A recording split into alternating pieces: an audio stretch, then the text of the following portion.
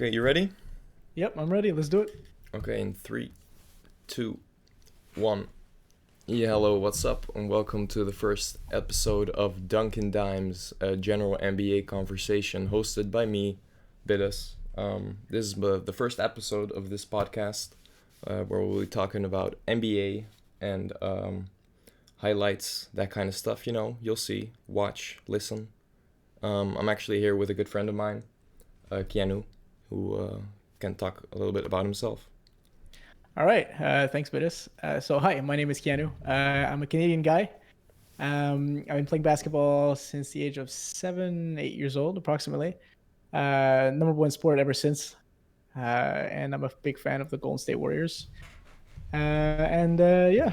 Um, A yeah, Golden State exactly. Warrior fan, like I'm on the opposite side right here yeah. as a Cavs fan, Um, me and Yeah, we've always Keanu, been. we've always like stood on the other side from each other on that point of view, the 4 year Exactly. final rivalry that Oh we my have God, yeah. had. That was fun. That was a good run. Yeah, that was a good run, exactly. So let's talk a little bit about the coronavirus and around the NBA. What I've heard recently is that the practice facilities of some teams are set to reopen. I've heard that Cleveland, Houston, and Denver and Portland, I'm pretty sure, have reopened their facilities. Yep. So those guys can get to training. And that, do you think those guys, like those teams that get to training now, like if the season does continue, do you think that they'll have an edge because they have had like maybe a couple of weeks more training behind their belt? Um, Depends on how many weeks, I guess, compared to other teams. But I'm sure they're gonna have an advantage. Well, it's Obviously, their chemistry is gonna rebuild. I mean, they've been apart for quite a while. I don't know how, like, what it looks like. Are they still talking to each other? Are they still spending time together? Um, Obviously, like, not together, like face to face. But I mean, like, do they still talk to each other? Do they still communicate? Obviously, yeah. it's important. Well, I Um, think it's more of a matter of like the players are still getting a lot of shots up, and yeah. Okay. like I think not every player has the ability to get shots up at home, and with like practice facilities are reopening, it's not like training is really going on, It's more like Yeah. players getting shots up, just doing single drills. But I do think like a team like Portland, which is almost, it's really in contention for the eighth seed, and really wants to get that eighth seed. Don't want to get a lottery pick this year. I Yeah. uh, I think that Portland will get a clear advantage for having their practice facilities being opened earlier. I Yeah. really hope so at least. Yeah, I hope so too. Yeah, you're absolutely right. Hmm. I'm sure definitely the slight training uh, gives the advantage to anybody who actually Just the does muscle it. memory, Um, yeah. yeah, exactly. So hopefully, they'll be able to reopen soon. Yeah, I'm well, not sure when exactly the season. They said that they were looking at opening it. I haven't heard, like, I've heard rumors, but I don't I know if there's think a. Adam Silver has like set a deadline or like is determined to make like a decision in the next 2 or 4 weeks. I'm pretty sure Yeah, they that's will what I saw. announce Yeah. the decision. But they held a press conference, I think, 2 days ago with a couple of players and Adam Silver. I'm pretty sure Steph Curry was a part of that also, Yeah, and I Chris saw. Paul. But they know the risks, the players also know the risks, and they accept that, and they trust the league, and they want to keep Yeah, playing, And even the yeah, the exactly. bad teams, they under like even if they're not contending, they understand that it's for the greater good and their finances. They actually do have to keep playing. Yeah, So I exactly. think eventually, I don't think the season will be canceled, but No, I don't think so. I don't think so. But, like, yeah. parallel to that, I saw some players from the MLB. They were asked if they would want the season to resume, and they brought up a good point that actually made me think and made me realize. Um, a few of them said that if they play right now, they're gonna get, like, I think they're gonna get like a salary, um, like their salary's gonna rise a little bit. But if they do catch it, since the virus attacks the lungs, Hmm. they might not be able to play for the rest of their lives. Yeah. So is that really worth it? And that's what they were saying. Some of them were saying it's absolutely not worth it. I don't want to risk not being able to play for the rest of my life Yeah, well, just to finish this season. I don't like I didn't check much about NBA. I saw MLB what they were saying. hmm Um, but I remember LeBron James. He tweeted out that there was no way that he wanted it to end this way. yeah. He wanted it to resume Well, yeah, 100%. well, Steph Curry as well. for LeBron, it's obvious because like it's this year it's a buster. That's I yeah think 80 walks, maybe. But what I heard was that like I'm not sure about what you just said, like about the lungs and never being able to play again, because I'm not sure, like I haven't really like uh spent much time looking into what the virus like does to you long term. I really yeah don't know that, but what I did hear is that the league in the press conference said that like if the season continues and throughout the season we're gonna get positive tests, but we're not gonna shut down the league again. We're just gonna yeah have to deal with that, and we're gonna have to keep playing.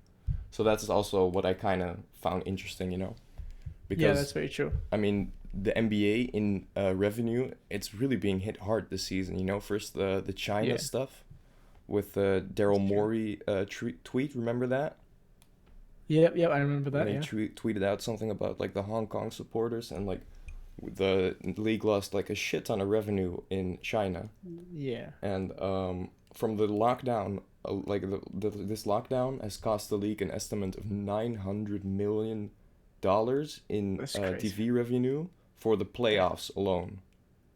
Damn. Yeah, Oh, it's like that's that's insane. insane. Yeah. The salaries are the free agency is, oh man, I hate to Yeah. be a free agent next year No. or the year Yeah. after. Same. Same. Like all the That's crazy. all the small guys who just signed like an okay extension. In 5 years, you'll probably say like, "Oh, why'd you give them so much money?" But that was like regular back then. You know what I'm saying? Yeah. But So, yeah, no. So my mom, she works at the hospital mm, here where I live nearby, and she has teams of doctors and other medical specialists, and they say that we have very few information on the virus. So for some people it affects the lungs long term. For some it creates death. For others, other stuff, blood clots, and it seems like the virus is mutating. So we have absolutely no idea what the virus is. We don't have a lot of information. So it comes back to like we're not sure what it does. yeah, So I think if the NBA puts together a foolproof method strategy um, to make sure the players aren't going to eat outside, they aren't putting themselves at risks, uh, I think they'll be able to play. No problem, obviously, without any attendees in the stands, yeah. which is I'm pretty sure. on television can be kind of weird. But we talked Not gonna about lie. this before before it really got serious, and we were both like, oh, but like I wouldn't like why would just cancel the season already if you're not gonna play with fans. I actually told you this. I actually said that to Yeah, you, and looking yeah, back to it now, I'm like, oh, why did I say that? Like I'm yeah. so fine with watching basketball right now, even if there Oh, are me no too. fans. Like oh my God, I'm like, ugh, To be honest, I miss it so much, and I yeah. I'm pretty sure Gilbert Arenas actually proposed to like hold their like buy like 3 or 4 yachts and just hold the rest of the NBA season on there, which I also kind of found funny because I think the WWE is they rented out or they bought an island in the Bahamas. I'm pretty sure, and okay. like within a couple of weeks or something, they're gonna just continue their wrestling right there. And I don't know, I Oh found wow. that pretty funny also. Just Yeah, that'd be funny. improvise, Overcome. overcome, yeah, the main Yeah, thing. yeah, I found, that'd be yeah. pretty nice though. Okay, so now I want to like walk through the like kind of general predictions. So in All your right. opinion, who should get the MVP if the season would end today? The MVP. The MVP, most valuable player. Uh, I'd go with Giannis. Giannis. He's. I mean, like the if we look at the past the past MVPs, they've been the players who led the team to the highest Record. Well, standings. Or yeah, yeah, except for Russell Westbrook in yeah, 2017. yeah, yeah. Well, he put up. Let's be honest. He put up some crazy numbers. Like I've never seen that ever. Yeah, no, okay, true. Um, absolutely insane. So Giannis, yeah, top of the league. He absolutely, it's crazy unfair. Like we could talk about skills. Some players are more skilled than him, but he's just got that height advantage and that agility that like, Did you hear what James Harden said? He said like a couple of maybe like a little bit before the lockdown ended, he was talking about that. Oh, it doesn't like take skill. He it doesn't for him to be good at basketball because he's just like his athletic ability is just given to him. I think like he tweeted something like that or something, which yeah, no, I saw. I was like, oh my god, like Yeah, James Harden. I'm pretty sure like he's kind of salty that he didn't win the MVP last year, and yeah. I think he's gonna be salty again for not gonna win, being able to win it this year. Like, You know what? James Harden, I'm gonna give it to him. One on one, absolute god. no, for real, he'll probably destroy Giannis, but Yeah. um, But as a player on a team, I would never take him. I wouldn't take him. For how he plays right now, I wouldn't take him at all. well, I think He's Yeah, go ahead. the start of the season, he played. Phew, holy crap, man! You remember that? Like he was Yeah. averaging 36 or something for like the Yeah, I season. remember. At some point, he was like averaging 45 in a week and 40 for an entire month. Yeah, I And at remember some that. point, he was averaging 39 points or something. Like it was insane. But after that, like the second half of the season, he has kind of fallen off. But Yeah. that's I think also because Russell Westbrook has started to get like play better. Yeah, that's true. Um, That's very true. but still, I think they're winning games, and they're like, I mean, if you look at the Rockets right now, the small ball experiment, that kind of like it has been working for them, So That's true, yeah. if that had maybe started at the beginning of the season, and Harden's stats would be a little bit less, like, but still like around 35 points per game, and the Rockets were winning games more and more. Yeah. I think you might have the argument to give it to James Harden since they are in the Western Conference, and Yeah. that is Yeah. really like it's harder. Yeah. Exactly. Yeah, makes sense. Makes sense. But The way it did play there out, well, obviously, I think it also goes to Giannis. yeah, exactly. Yeah. Okay. We agree on that. Well, you can also make a case for LeBron, I guess, but Yeah, like that's very true. there's for some players you can make a case for them every year. You know what I'm saying? And Hmm. after like this, like what with Russell Westbrook in 2017, he had an amazing season, a triple double for the first time in like since the Big O, since Oscar Robertson, Yeah. and he does it the like 2 consecutive years after he also does it. He follows up, but Yeah. he was like not even in top 10 in MVP voting last year. I'm pretty sure, and like I in remember. out of the top 5 the year before that.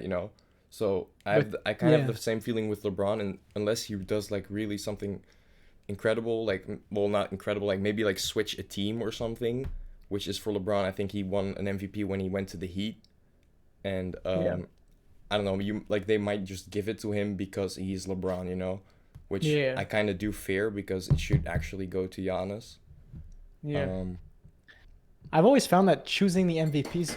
Oh my god! I almost dropped my glass of water. Sorry about that. Um, that's okay. um, I always find that choosing the NBA or any other sport, but right here we're talking about NBA MVPs is very, very, very.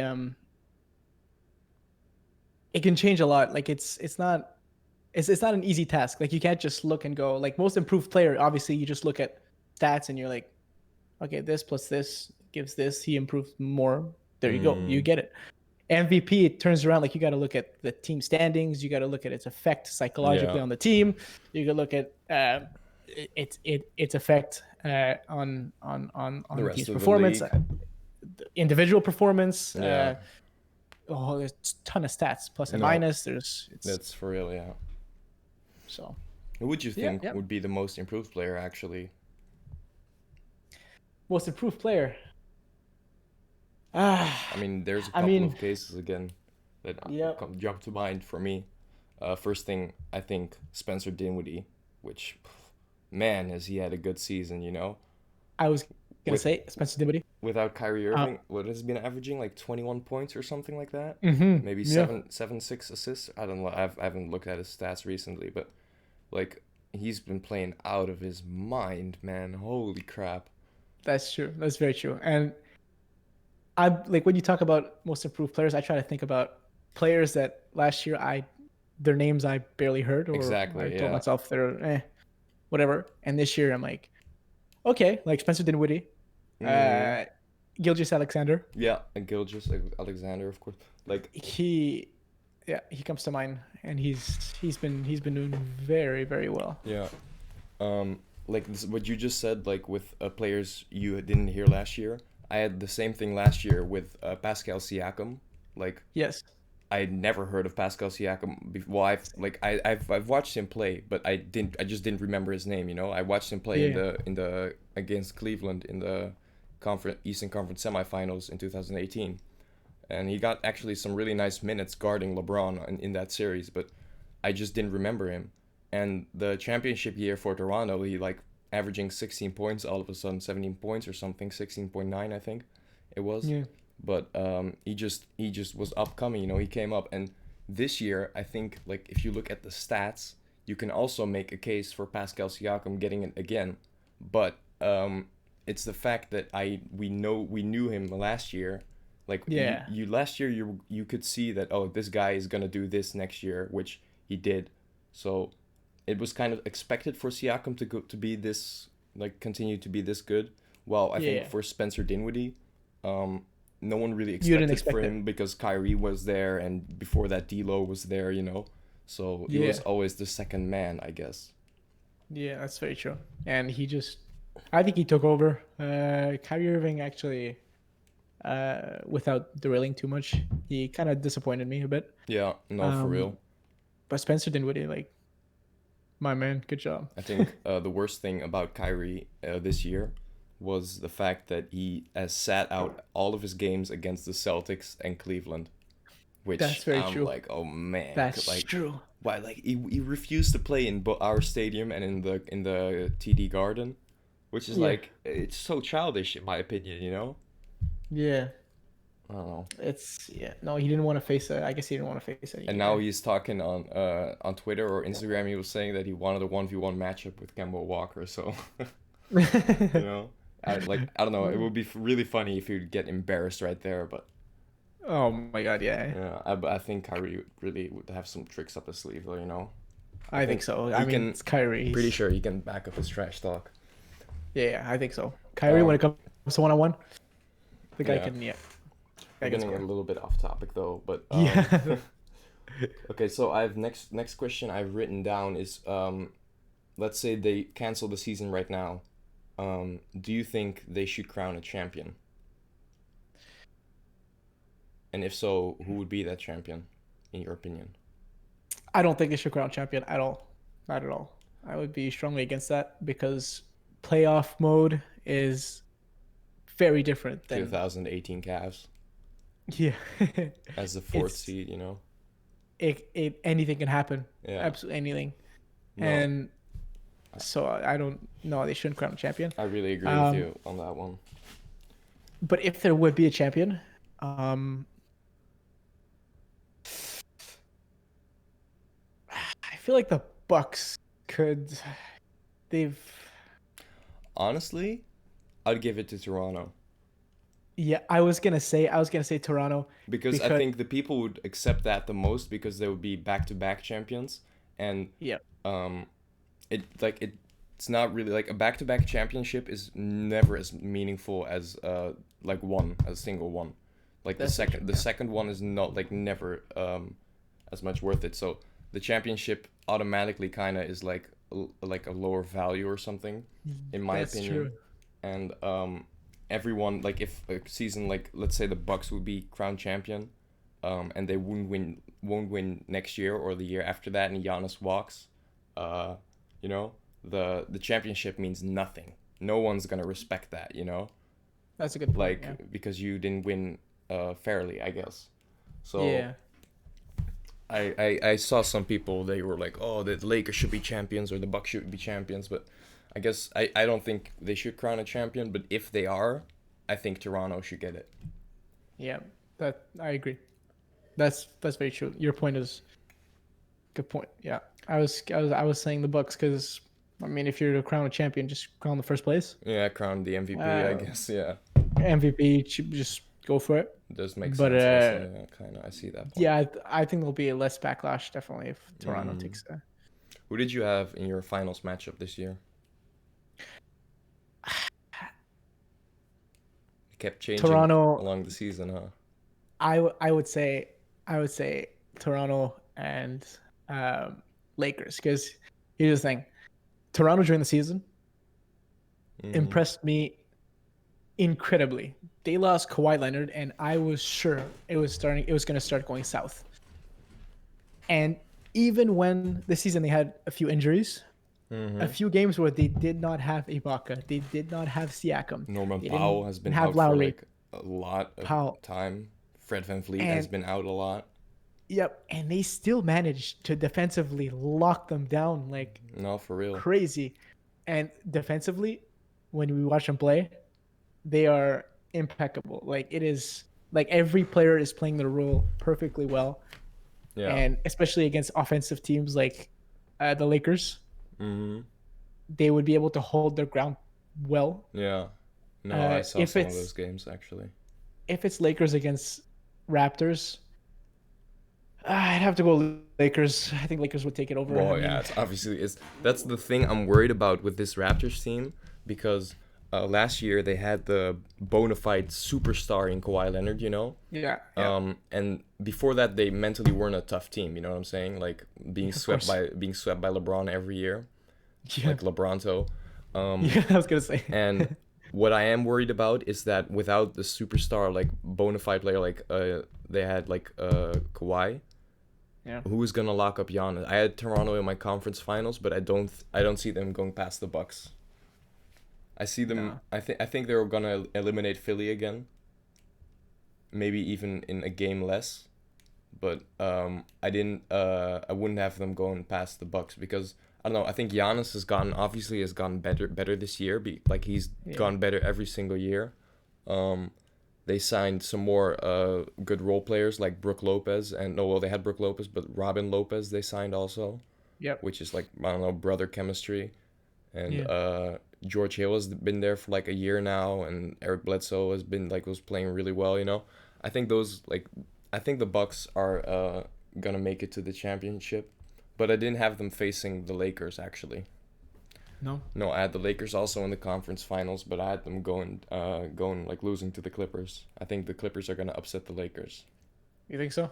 Yeah, I think so. I don't know, man. Like since last year, I've been such a Kawhi fan. I've been like really a Kawhi fan since Game 1 of the Western Conference Finals of 2017, where Zaza he took out. Remember like how he Yeah. yeah it's like he stepped Yeah. and Dirty play. the dirty play, Kind of. of Yeah. course. Nah. Well, yeah, it was. It Yeah. It wasn't was. It dirty was. It close was. It out. was. It was. It was. Yeah. He closed out. But that game, Kawhi was taking over so hard, man. Like I remember. before he went down, he was torching the Warriors, and I was watching that because I didn't. I wanted the Spurs to win, obviously, because then the Spurs would face the Cavs, and I don't know. I thought the Cavs might have a better time against the Spurs, you know, because we Yeah. had the talent. They didn't have Duncan and stuff anymore, so I was like, okay, let's face the Spurs. But in that first game, I really started to like notice how good Kawhi Leonard actually was. And then the year after, like he was down. Obviously, he played a couple of games where he like averaged I think 19 points or something.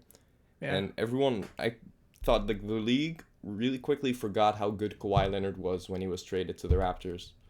And Yeah. That's true. I don't Well, he's remember very. how I got to this He's point. very But humble. yeah, that's also true. His personality is not very. Mm-hmm. Yeah. Let's go. He's Yeah, very but humble. He's very and so I think classy. Kawhi defensively he can easily take LeBron, Oh and my God. Yes. I Of course. think also he can take AD, and the Yeah. Clippers team is just so well rounded. You know, I know the Lakers team also is, but I have the feeling that the Clippers team, I mean, with obviously a championship coach like Doc Rivers at the helm, you know, Yeah. it's gonna make a lot of difference. That's true. I think it's gonna make a lot of difference.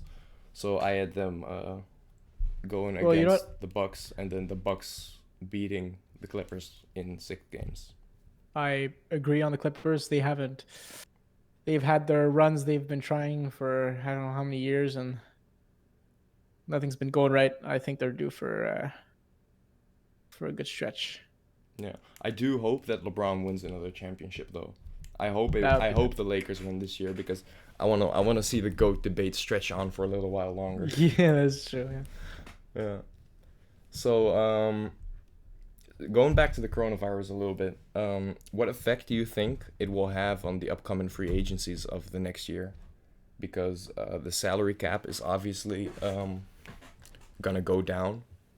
Yeah. So I don't know. I think like teams like Cleveland, which are like saving up salary cap for like I don't know. We've been making moves to like clear up salary and stuff, and teams that are like don't have a big payroll, I think they are gonna have a bad time because they may or a good time because they're like flexible. They're really flexible, and I think other teams that like are paying a lot of money, like I think Houston is like a shit ton over its luxury tax, is gonna have a really Yeah. hard time in the future because the salary cap might go down for like a couple years or so. I think maybe because of like the lost revenue. Yeah. So it's interesting to see what kind of effect that will have, and also with certain players like Giannis, because if the season is canceled and the Bucks don't win it this year, and they don't win it next year, Yeah. Giannis is gonna walk. It's Yeah. for Definitely. sure, for sure. I think he's gonna go to Golden State then also, which That's oh, it scares me. It yeah. scares me, That but would be oh, I've seen so much hinting towards that, and it's the most warrior thing, obviously, to do. But yeah. we'll But I see. mean, you know what? It could very much happen because he has.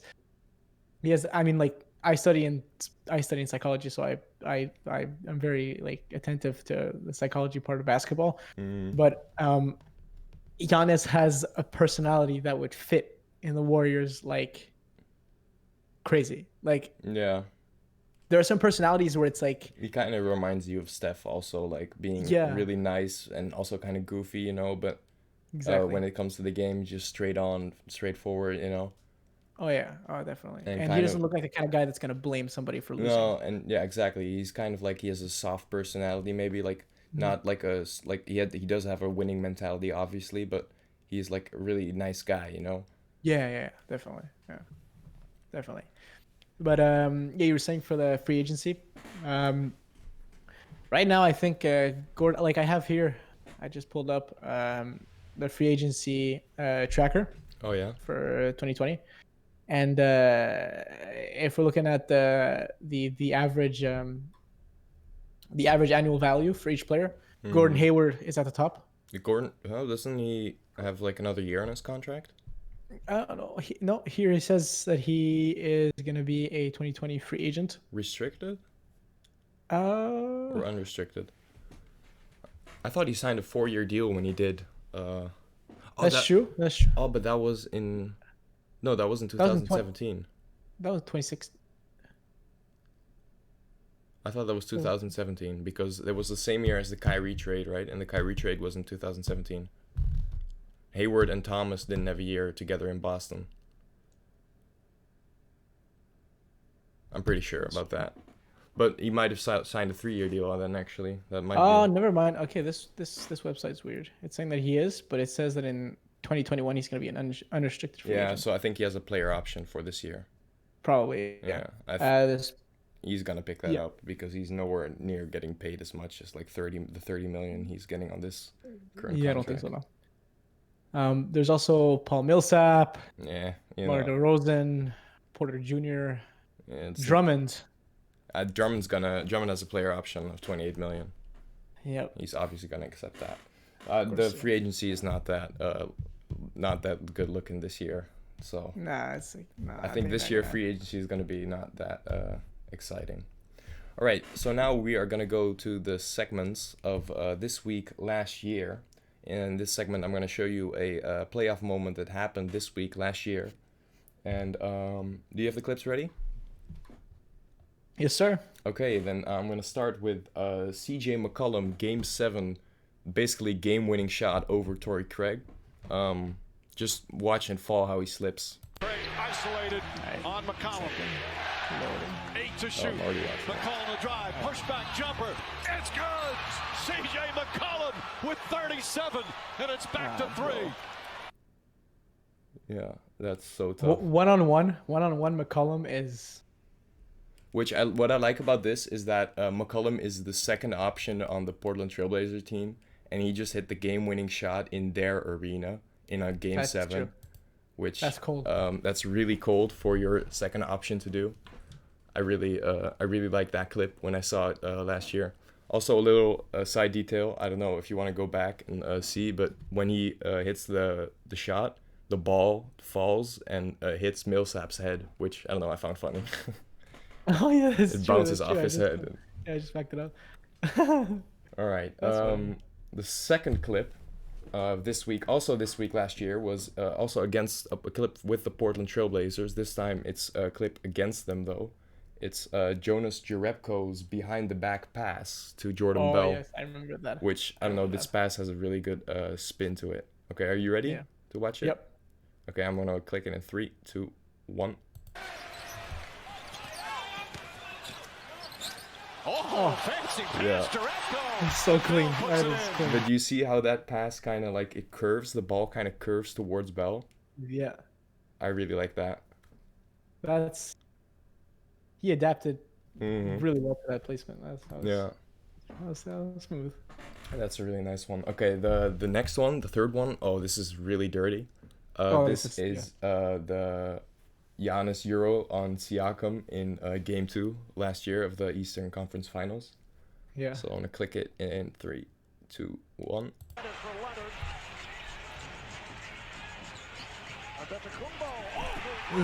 Oh my god. Ooh, He's got that It's long stride, those long so arms. disgusting. Like Siakam, even him being pretty tall and athletic, like he can't do nothing about that. No. But like that's Giannis because he's so strong. His upper body strength has like increased by so much in the past few years. I don't know if you've seen That's true. the pictures Transformation of him. pics? Yeah, Yeah. man, God. it's insane. Like Yeah. He's turned himself from he went from a teenage spaghetti looking man Yeah. to like a demigod. absolutely ripped. Yeah, demigod for sure. Okay. Yeah. Also this week last year is speaking of Giannis is a Kawhi crossover on Giannis in Game 3. I don't know if you remember this one. 3, Yeah. 2, 1. You remember this one? Oh, when he drops both guys. Yeah. Oh, let's go. Yo. I love it. I love it. I love this series. Like Milwaukee being up by 2-0 in the first 2 games, actually like really destroying Toronto, and then I thought the series was over.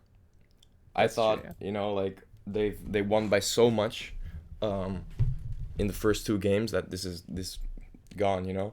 But for Toronto to come back and win the next 4 games in a row, it really blows my mind. It just shows That you was- how yeah. good Kawhi Leonard is.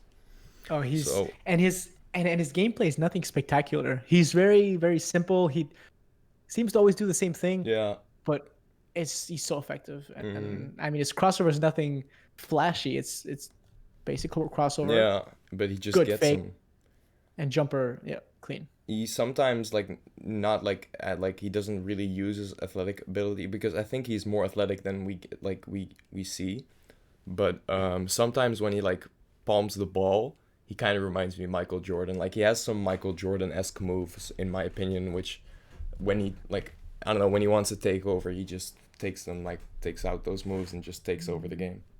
Definitely, and I don't blame him. I mean, you look at the greatest player of all time. If you look at I know there's this debate, but like you look at one of the greatest players in this era, you think of Michael Jordan, Mm-hmm. and obviously I'm sure he's been watching tapes and he's always telling himself, Yeah. "Oh, Okay, I'm well, gonna try this. I'm gonna try we're this." gonna like just because he is so good, we're gonna watch the last clip, and this yes. is obviously the best clip Classic. from this week last year. And I'm gonna click it in 3, 2, 1. Gasol will inbound. Siakam Let back the in. fan get down really quick.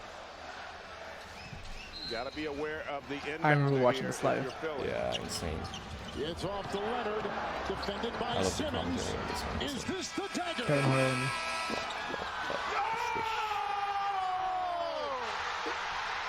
Oh my god. Do you actually know that Embiid walked off crying off the court after? I after remember, this? yeah. Man, Yeah. like I think you can actually see that in a little bit. You can see him, but this shot, like it was bouncing 1, 2, 3, 4, like it 3 bounces, and it took like I don't know, maybe a good 2.5 seconds, which it doesn't sound like very long, but 2 seconds of basketball time, you can almost dribble, like take a shot from half court, if you have the ball Definitely. Yeah. on your baseline. So it's like, ooh, It was quite the shot. like everyone's heart was kind of not pumping for those 2-3 seconds or something. I remember mine stopped, and Yeah. everybody in the room, because I had a few friends over and we were watching it. Everybody was just silent when we were watching. We're like, "Oh my god!" And then it dropped, and it was like I love that so much. The only thing that bothers me is the ball bouncing, Yeah, and then yeah. falling. But I gotta give it to him. Like, he shot over Embiid, Joel Embiid, Yeah, on a fadeaway shot from the corner crazy. with the game on the line. Game 7. For me, It it's was like- actually kind of different. You watching with your friends, like when I watched this clip, I was by myself, just in my room, or I don't know. I think I was in my car, because I was smoking, and I don't smoke in my own house, at my mom's house. I used to smoke in my car, like just in the driveway, because it was cold outside, and I was like, I don't know, get the fuck in my own car. I got an own car for something. So I was watching the game right there, like smoking, and I don't know, for me, like you with your friends, like I was screaming by myself in the car so loud. And I living can in the imagine. Netherlands, like this game, I don't know, I don't exactly remember, but it was probably like around 1 a.m. or in the morning or something, or in the evening, like at night. And I don't know, I was just screaming by myself, and then like after a while you look around like, oh yeah, man, I'm alone, which is why am I throwing all this hype? But it is actually really nice. That's when you know that your love for basketball is genuine. Yeah, no, that's for real. Okay, so next we got team trivia. You are a Right. Golden State Warrior fan. I say you Let's are. go. I say you are a bandwagon. So I got some 5 questions really quick. We're Alright. gonna start with a relatively easy one. Okay, so Who's the best player in the NBA? Stephen Curry. the Golden State Warriors are obviously known for breaking the all-time win record in the 15-16 season with a 73-9 record. Yep. But how many wins did they have the previous year? What was their record? Previous. What was the record the year before that? This is the easiest question, you know that, right? Oh, you're gonna struggle on this. They weren't too far off. No, they had a good season. They had a really Yeah. good season. Yeah, they had a 24-0 start. Wasn't that in the 2016 season, the win season? Didn't they have a 24-0 start that season? the season, yeah. I'm talking about the season before before that, so the 14-15 season. The 15-16 was the 73-9. Yeah, it was. 68 And 14? and 14. Oh, that's an L right there for the first one. Not even close. You were one off.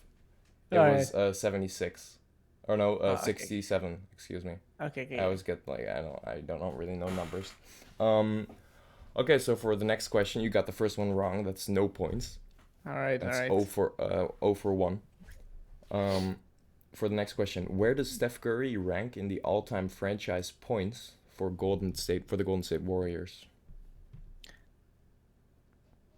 Oh, for the Golden State Warriors. Yeah, in franchise, like all time. Point scoring. Mm-hmm. He's is he third or second? Wilt's first. There's no way Curry's Yeah. first. No, that's obvious. Yeah. Jerry West. Probably second. Give Curry fourth or third, fourth. Who else is there? I'd go fourth. Sure. No, but we'll say four. We'll say four. Okay, well, you are wrong again because it actually is Right. 3. Three. Oh god. I thought you were gonna get this one, but you're 0 for 2 right now. All right. You should not have changed your form. But and like, mind you, the questions are getting harder. Yeah, it's So- alright. It's alright. I like the Bes- challenge. Besides the players who are currently on the Golden State Warrior roster, who was the last Golden State Warrior to be an All-Star? And this doesn't include Kevin Durant because he was an All-Star on the Warriors. Who was Monte? Was Monte? Taylor. You're saying Monte Ellis? Yeah, I go Monte Ellis. Give me a second. Yeah, Monte Ellis. Yep. And you're gonna go 0 for 3 right there, bro. All right, let's go. You wanna know who it is? Who? David Lee. David Lee was an All-Star. David Lee was an Oh, All-Star. that's true. He was an All-Star. I think he had like one okay-ish season where he was That's true. selected. That's true.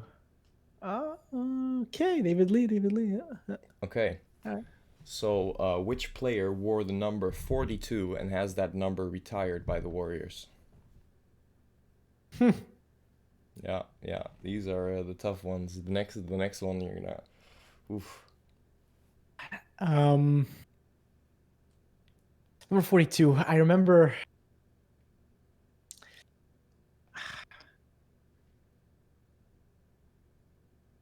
Oh, that's isn't what's his last name?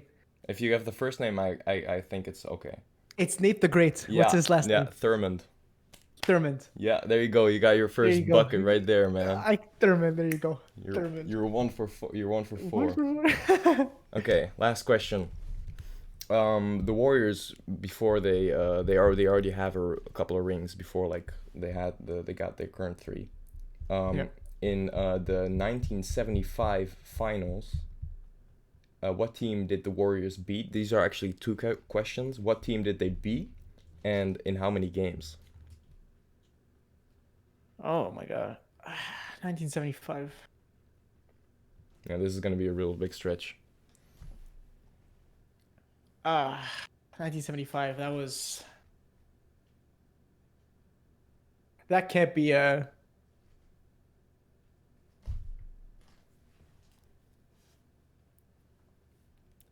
1975. Let me think. Who's on that team? There was Rick Barry. 75. Yeah, there was Rick Barry. A team that's Okay, I'm gonna give you a hint. yeah, go ahead. The team is still in the same city, but they changed their name.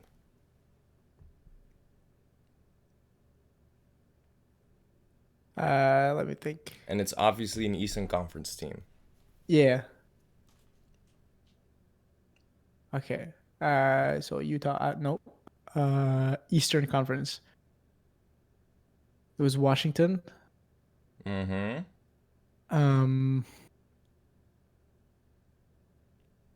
The Washington. What was the name? Damn, what was the name? I'm gonna go for Washington. Yeah, I'm gonna go Washington. Okay, that's correct. The Washington Bullets. The Bullets. Oh Yeah, my god. yeah, I no, haven't that's heard that correct. name. And well, this you can guess this. In how many games did the Warriors beat the Bullets? 4 games. It was a 4-game sweep, and Sweep, as a yep. matter of fact, yep. So that means you went and pulled it back in the last 2 questions, and you went 3 for 6, which I say that's 50% right there, man. Not bad. I mean, Not bad. considering you got the hardest 3 of them. Yeah. That's pretty. Yeah, but the last one, well, the before last one, the Washington, as not gonna lie, it was a lucky. Yeah, I was lucky guess. Oh well, Exactly. sometimes you get the lucky roll. You know what I'm saying? Yeah. Sometimes the ball just bounces in. Yeah. So for our next segment, who would you pick?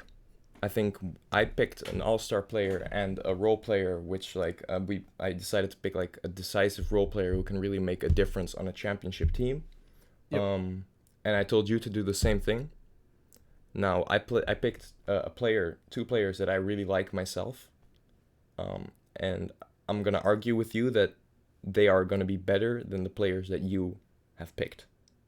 Okay, the two players that I picked, the all-star and the role player. Yeah, start with the all-star first. We'll compare those first. Who did you pick? Okay. So the all-star that would make a decisive difference. He hasn't had his time to prove it, and on the team right now that he is in, it's keeping him like locked up a little bit. It's my guy. I gotta give it to him, Devin Booker. The guy is a natural scorer. Yeah. And it is absolutely insane. He has 70 points. Yeah, that is, and he's what was he, like 20, 21 years old? Yeah, that was crazy. The guy is insane. He doesn't have experience when it comes to playoffs, so obviously he lacks that. But yeah, I think he's a Suns crazy asset, and if they don't make something happen with him, he's gonna walk to the Wolves. Yep. No. Yep. I think that's a really solid pick, actually. But I do think that my player is better than your player, and does lead to a championship. And my player is Jimmy Butler. I picked Jimmy Butler because I love his intensive drive, his work routine. His competitiveness. He's like what we heard from Philly and Minnesota and Chicago is that he's not a good teammate guy, but here in Miami, they've shown quite the opposite actually. Like that when the players are willing to do the work that Jimmy wants them to do, put in the work when they're willing to do that. I think Jimmy is a really, really good guy, and I think he's an all-around basketball player. Like he's playing really good defensively. He has an offensive bag, which he doesn't really have to show all the time. And in Miami, you've seen him be more of a facilitator, which is also like a new part, I guess, of his game. So I would pick Jimmy Butler over Devin Booker, though. That's my opinion. You know what? I know like you're expecting for us to like argue and like debates, but Jimmy Butler is definitely I think I'd pick him over Devin Booker.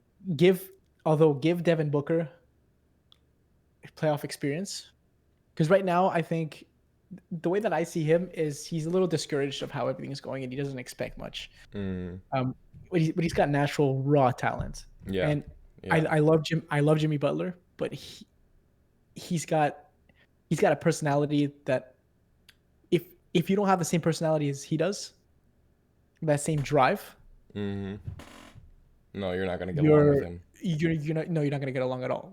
He bashed a lot of the Wolves instead of helping them. He went completely against them and just was Do you know the infamous third stringer practice, right? You've heard about that, where he walked into the practice facility and was like, to give me these 3 bench scrubs and I'll take Cat, and Andrew Wiggins and all the other starters. He actually scored 1 point in that practice, and that's true. That's like he confirmed that, but he still said I torched them. I only scored 1 point and I've messed those guys up so bad, which I don't know. It proves that like Jimmy, like you don't have to be a scorer to be, like really impact the game of basketball. Yeah, that's true. I actually picked two all-star players because I thought like we might have the same one.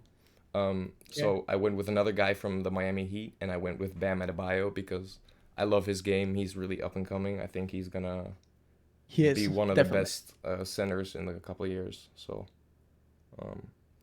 but I think that might have been like a better debate because I think I'd still pick Bam Adebayo over Devin Booker. I know that Devin Booker is a better scorer, but Bam can really rebound well. He can facilitate okay.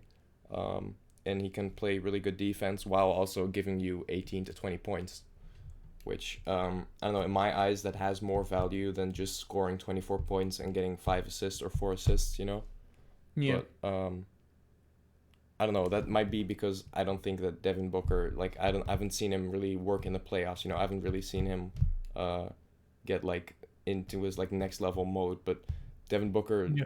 like, he's only 20, like, what is he, 23 maybe? Yeah. He's really He's 20. Yeah. 23, 24. He's really young. So maybe next year, or like it can very, very well be the case that he just flips the switch and starts playing insane.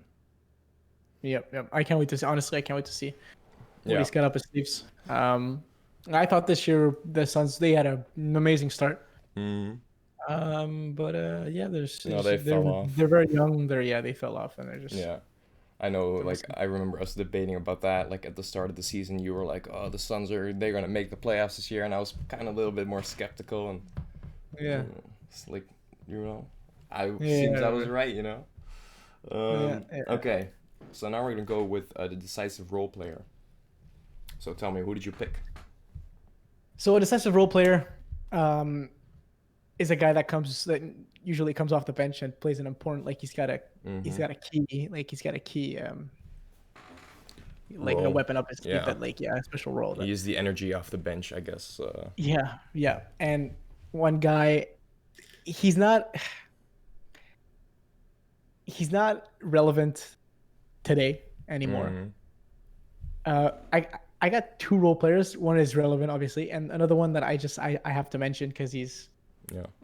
he's one of the I don't know he's and today the one that is relevant is Lou Williams. I mean, he's Mm-hmm. coming off the bench, Yeah. and in my opinion, he's not a bench player.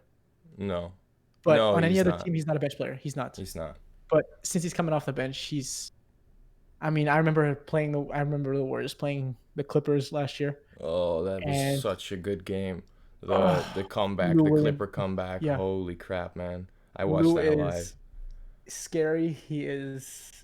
He He's a, freaks me out every he's time a we play against dog. him, and I'm like, oh, He's straight up a he's dog. crazy. Definitely. And yeah.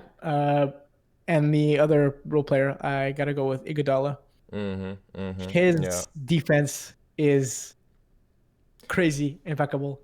He has the IQ, and I saw him in a few interviews. I've seen him talk to the press and whatever, and he seems like a very intellectual guy, Yeah. and he No, seems to have I get a that. knowledge of the game that is beyond the average. In his And short stint with the Miami Heat, he has not really played that well, but I no, did really expect him to go like play really better and make like a difference for that team in the playoffs when they start happening. I do really expect that still.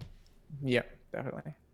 So yeah, that's it. Well, for my role How about you? player, I don't know. Like, I think I can make a couple of arguments about why I should pick my guy over your guy, because I wasn't necessarily looking for someone who can be like the main option for like an entire half or something, but just someone who can give you like really big sparks of energy.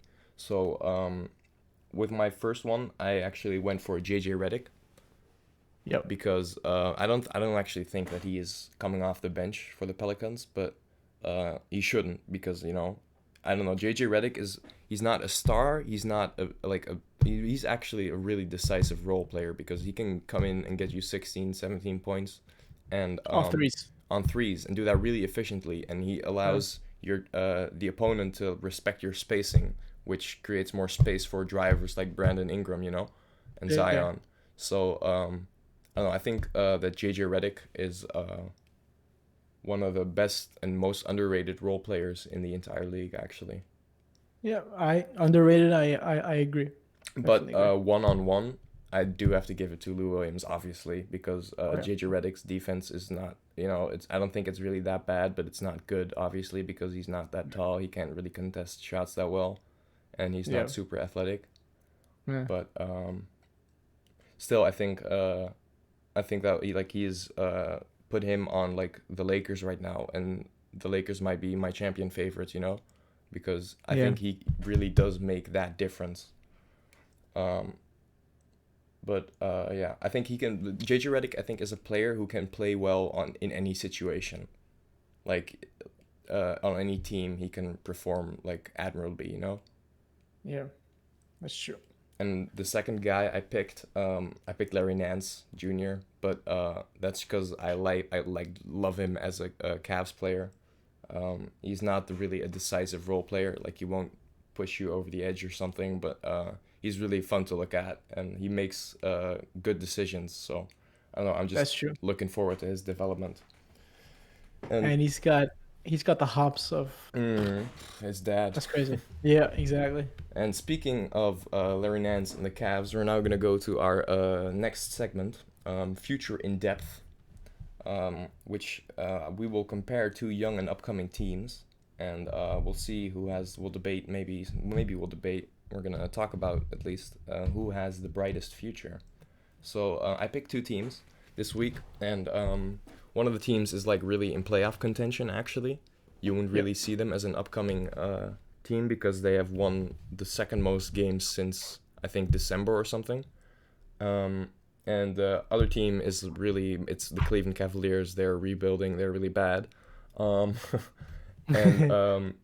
the other team is the Oklahoma City Thunder, which is interesting. So Cleveland obviously has their young backcourt going for them. Their two previous lottery picks with Colin Sexton and Darius Garland. Do have to say that I am really becoming a Colin Sexton fan. His sophomore season has just been incredible, man. Like in March, he was averaging 30 points on his last 8 or 10 games or something, and he's getting no recognition for that. Yeah, that's true. Colin Sexton is going to be one of the. I'm not saying he's going to be like a really good point guard, but he's going to be one of the best scorers in the NBA in the future. At least that's what I think. Yeah. Well, sorry? You definitely watch a lot more Cavaliers basketball than I do. That's true. That's obviously true. Yeah. I haven't seen them much on I guess on the news or on analytics from NBA. No, exactly. He doesn't get the recognition, but his drive is insanely fast. Yeah, he is fast. He's fast. He's actually a pretty good shooter. Coming into the draft, everyone was saying like, oh, he needs to work on his 3-point shot. But in his rookie season, I think he shot 39%, which is like really good. That's pretty good, yeah.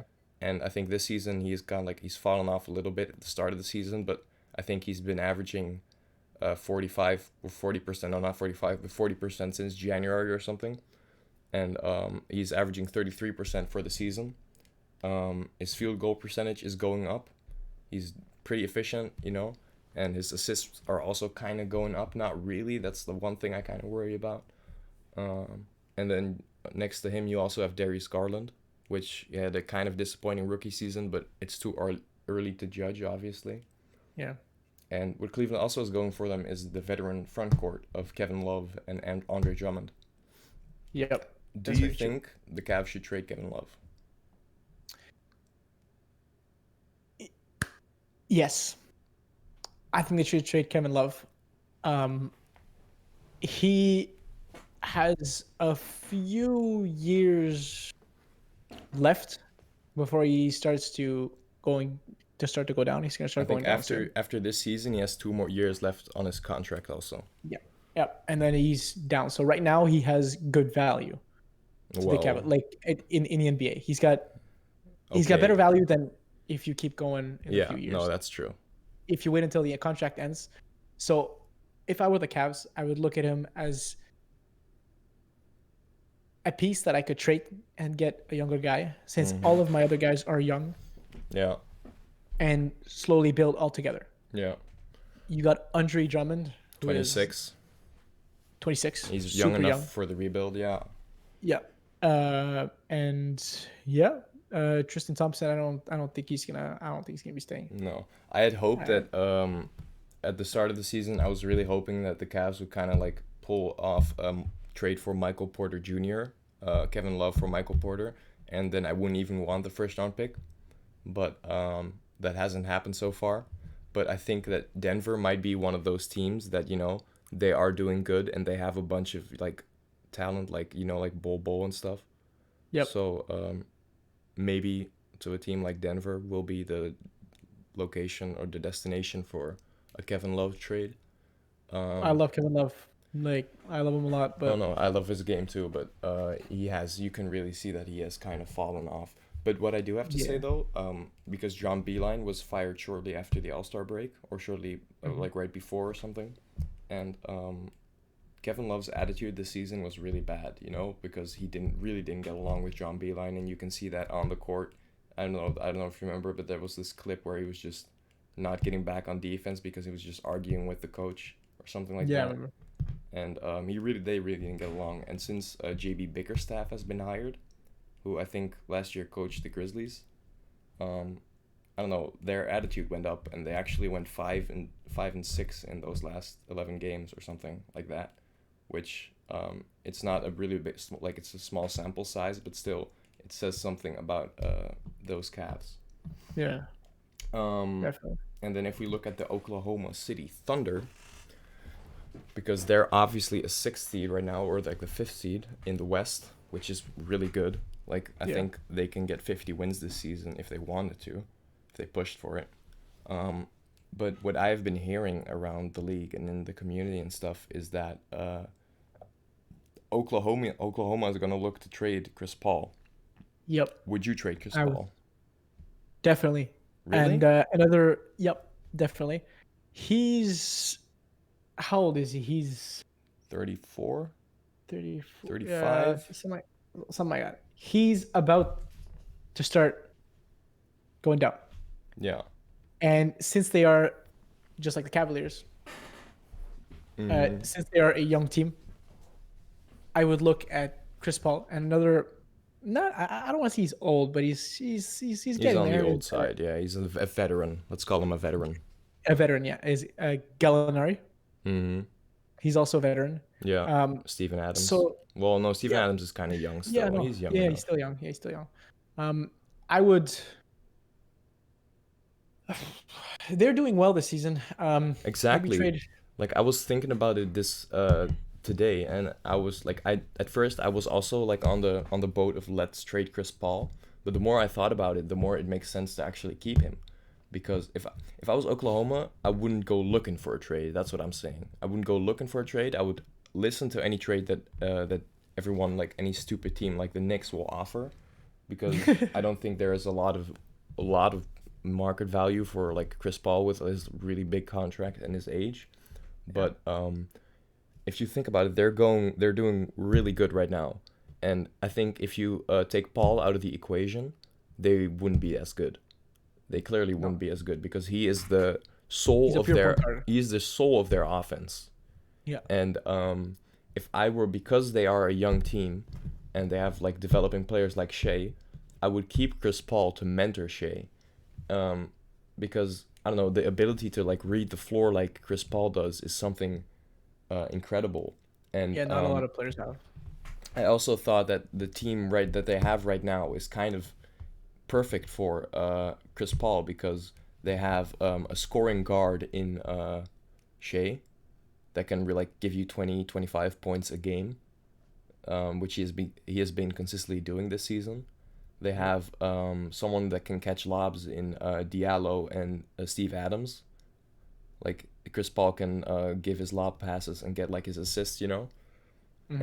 And then off the bench for his, like, if he's on the bench, Dennis Schroeder comes in and he can also give you 17 to 18 points a game. This team keeps scoring. It rebounds well. It has really nice playmaking abilities. And I think if this team can keep it together for maybe 1 or 2 years, they're gonna have a legitimate run in the Western Conference. I think that might be one of the biggest surprises in this coming decade, is that the Oklahoma City are not even gonna have to rebuild after having 3 former MVPs leaving their team. That's true. But I think if they want to have a chance to be contenders for a championship, I think they're gonna have to make a move and try to get, because if you look at the big teams, you look at Bucks, you got Giannis, Middleton, 2 big guys. You got the Lakers, you got Davis, LeBron. Yeah. You got the Warriors. They're gonna start. I'm predicting they're gonna start coming up. They're Curry and Thompson. Yeah, Wiggins. They're gonna start coming up. Wiggins, definitely. I can't wait to see. By the way, I can't wait to see what he's gonna be doing. Yeah, same. I'm very curious. The Raptors, they're doing very well. If you want to be a contender, you have to be able to offer I think, better offense than what they have right now. Gallinari is getting old. I would grab him. Well, he's like only 29, right? Or 30 now, 31, I think. He's in his 30s 31, at least. 31, yeah. So for now, like he's got pretty good value. I mean, if you hear the word Gallinari, you know the name Gallinari, you know who he is. He's not worth that much, but he's got good skill. Yeah, that's true. And I'm sure you could use him to trade for another big guy, or I guess Steven Adams are pretty good. Yeah. And they've got size, so they're good on defense. Work with maybe a two-way guy that's going to be able to bring better balance when it comes to big teams that are going to come on offense, but also add to Shea's offense. Offensive load, yeah. Yeah. What I think, if I look at the Oklahoma City right now, I think they're more focused on team basketball. They're the team that's most focused on team basketball right now. Like, you remember the Atlanta Hawks from 2015 and 2016? Yeah. Who had like 4 All-Stars, with like them being Al Horford, Jeff Teague, Kyle Korver, and Paul Millsap, which if you think about all those guys, none of them are really All-Stars. Maybe Al Horford kind of is an All-Star caliber center, but he only gives like, what is it, like 13 and 8 or something a year. So, you know, and I think Oklahoma kind of is that team, but with more scoring. And that team won 60 wins in 2015. And I think if Oklahoma can keep it together one more year, they're gonna fall in. They're gonna click together more in that team basketball. And I think that's gonna be, I don't know, I hope at least that's gonna be really dangerous in the Western Conference, because I really like watching them play. That's true. Yeah. So, if you would say brighter future right now, Cleveland or Oklahoma? Brighter future, like when you say future, you say like the I say I'm looking at 5 years. 5 years? Yeah. Oh, also what I want to add, by the way, on Oklahoma is I would trade Chris Paul, but I would trade him the minute I have to give my young guys an extension. I have to pay them the bag. That's the moment I would trade Chris Paul. They get rid of his contract and just trade him for some picks if you are able. And for Cleveland, I also want to mention that they do have Kevin Porter Jr. I don't know, like you said, you haven't really been watching Cavs play. I don't know if you've watched some highlights of him, but Kevin Porter Jr. is looking really, really special. Like, I'm looking at the guy and I'm getting James Harden vibes, you know? Yeah. Like, I don't know. I'm not saying that he's going to be the next James Harden, but I think he's going to be something special in this league also. That's true. I'll keep a lookout for him more often, obviously. But you're saying who's got the biggest future? If OKC right now they trade Chris Paul, OKC. Then you pick them for the brightest future. If they trade Chris Paul for a younger guy who's gonna have longer years, I think OKC right now they're gonna, like, a similar point guard, or starting point guard. Definitely put a younger Chris Paul. Definitely the OKC.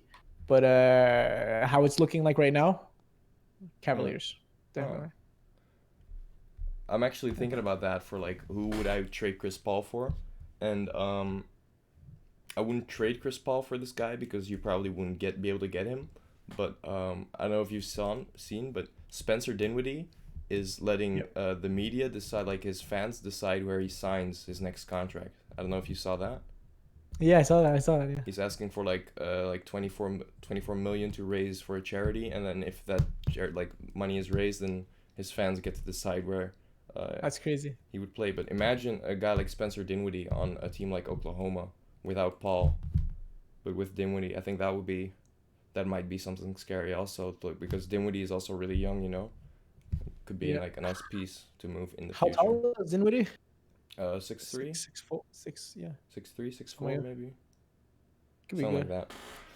But okay, you say the Cleveland Cavaliers. I say, actually, I'm gonna go against my own team, not because saying that they don't have a bright future, but I think that the Oklahoma City, I think a big factor that you forgot is they have a shit ton of picks. They are loaded with first-round picks and second-round picks from the Clippers and stuff. So, how many picks do we have right now? Like 6 first rounds or something in the next 4 years or something like that. So I don't know. I think Oklahoma really is gonna have the brightest future. But that was a fun topic to discuss, actually. It was very fun.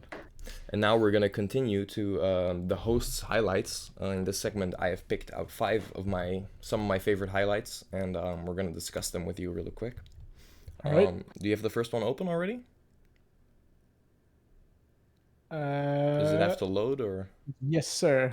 Okay, I'm gonna press it in 3, 2, 1. And a loss, so that widens the margin for the Bulls. Well, obviously, we all know what this Classic, clip classic. is. What, 3 games This now, is right? Michael. Yeah, this for you, baby. Just closes his eyes with his free throw. Actually, when I was looking this, when I was researching this, I saw another clip of Dennis Rodman. He airballed a free throw, and then after the one he airballed, he tried to also close his eyes. I'm pretty sure that was the same game as this, and Yeah. he missed it so badly, man. It was such a classic love Rodman to do. Rodman. But he did get the Yeah. offensive rebound, so I don't know, classic Rodman, I guess. Classic Rodman, exactly. Yeah. And for the next one is also a classic one. We all know this Classic, I was one. gonna say. Oh my god. Are you ready? Yep. 3, 2, 1. This is Allen Iverson crossing over. Well, this is not really a crossover, really. If you look at it, like, he kind of... Well, I mean, like, he only falls after the shot has been made, you know? But still, it's a crazy clip. Yeah, it was insane. What people forget about this game, though, is Tyronn Lue was actually locking AI the fuck up. Like, he had... Yeah, I heard that. Yeah. This was his first point in, like, his first 2 points in, like, I don't know, maybe 30 minutes or something like that. Or maybe he had, like, 2 points before that, but he had, like, not scored that much in this game because Tyronn Lue was just constantly harassing him. But I guess at some point Allen was like, yo, man, that's enough is I'll take enough. this. Yeah. Okay, the next one, I don't know if, I hope you haven't clicked this one yet because this is actually, might be one of my favorite clips of the NBA all time. You know what? Yeah? I just saw the cover of it. Yeah, you I know what it. this is. Yeah. I think I watched it 20 million times. Yeah. Okay, I'm gonna. Insane. You ready? 3, Yep. 2, 1. Oh. This is the Oh my god, bro. He just takes off so badly, man. And the commentator just makes it even better. Yeah. Ride him, cowboy. Oh boy, what a play. Yeah. Wow. We just saw Crossover. a man fly. I think the announcer says that he dunked on George Hill, but I think this is actually on Gary Neal. George Hill is like Yeah. standing to the left of it. Yeah. Oh, this Spurs. I didn't know that this Spurs team had Richard Jefferson. Yeah, they did. I don't know for how many seasons though. We're gonna talk about Richard Jefferson in a little bit, because I actually have something to say about him. And then for the fourth one, this is I don't know if you like. I hope you have you seen this clip already? You clicked this already? You know what yep. this is? Okay, if you're ready in 3, 2, 1. This is actually this season. I think you know what this is. Down low for a potential offensive rebound. That's Yo. insane. The Celtics had a play similar to this, but I picked this one because like De'Aaron Fox executed him by himself and way more. Like the Celtics play was way more sloppier than He is so fast. yeah, it's insane. It's insane. He is crazy fast. That guy. Okay, and then for our final clip, Oh, you're really doing this to yourself? doing what to myself? Oh The final yeah, clip. no, yeah, I am. For real, I am. Yeah. And for our final clip, we got. Oh wait, are you ready? Yep. 3, 2, 1. For our final clip, we got. Oh my god. Oh my god. You should see the edit I do because like you're gonna see another angle in a little bit, and then before he takes the jump shot, I change his shot so it goes to like a cinematic mode, which it looks really awesome. But damn, this is an amazing game. I watched this entire game like last week. Here, you see, check when he like rises up for the jump shot on this play, on this shot. That is Oh, insane. that's so nice. That's a nice, yeah, that was a nice edit. Like, did you know that you can watch NBA games on the YouTube like of NBA? They're streaming, they're like live streaming their entirety of games. I've been Yep. watching so many games, bro. It's like insane. Yeah, I recently saw Pistons against Spurs 2007, 2008. The finals. I think that was the Cavs that year. No, 2007, 2008 was Celtics, Lakers. 2006, 2007 was Cavs, Spurs. When was 2005, Spurs Detroit? 2006 was Miami versus Dallas. Did Spurs face Detroit into 2000s in the finals? They did against Oh, maybe in 2004. In 2000, or was that against the Lakers? no, they faced off against Detroit. They faced off against Wallace. I'm actually gonna look this up because I don't know. Yeah. Detroit vs San Antonio finals 20 2005. Yeah. Yeah. That was a good series. That was a very good series. That was Okay. a very good series. Carry on. Okay, so those were the 5 clips that I wanted to show. Which one out of those 5 was your favorite? So just to remember, we got the Michael Jordan one, we got the AI one, the J.R. Smith, the Derrick Rose, and the De'Aaron Fox. I'm gonna have to go with the one that gives me the most hype. Is J.R. Smith. Yeah, just from a pure highlight standpoint, like Oh, obviously De'Aaron Fox's game and Derrick Rose's game winner, like, or for overtime forcer, is like more important because like JR's play was at the end of the first quarter, I believe. But still, it's such a nasty dunk. Yeah, definitely. Oh, I've never seen anything like that. Speaking of game winners, Mm-hmm. I think my greatest game winner of all time, like I have to mention this, the greatest game winner of all time, in my opinion, is the one last year, Damian Lillard against Paul George. Yeah, I was watching that. That game winner is like, he is so far. And the wave off, that's iconic. That's iconic, man. Iconic. And PG is not A bad defender. just a random player. No, he's one of the greatest defenders in the league. Yeah, it's insane. And you hit that three from near half court in his face on a 1-on-1 to eliminate him. Disgusting. Are you kidding me right now? That is disgusting. cold and disgusting. Yeah. Anyways.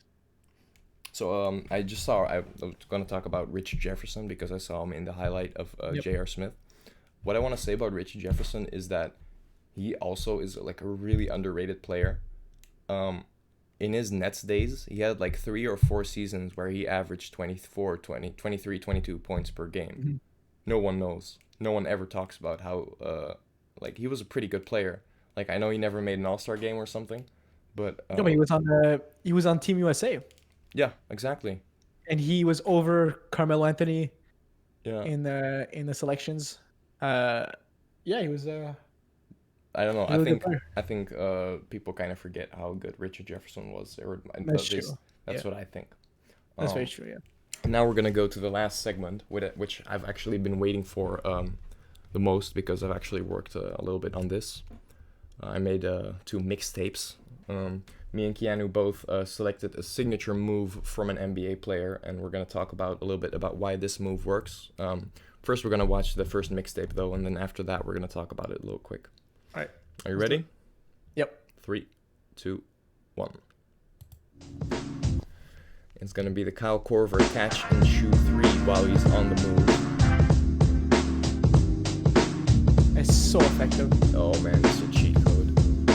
It's such a cheat code. I don't know. Off pick. Yeah, he usually gets the pick on the top of the key, and then when he walks by the pick, like right there, like Al Horford gave him the pick, and then he needs such little space to just shoot it. Left foot, right foot, and once he's got those 2 feet planted.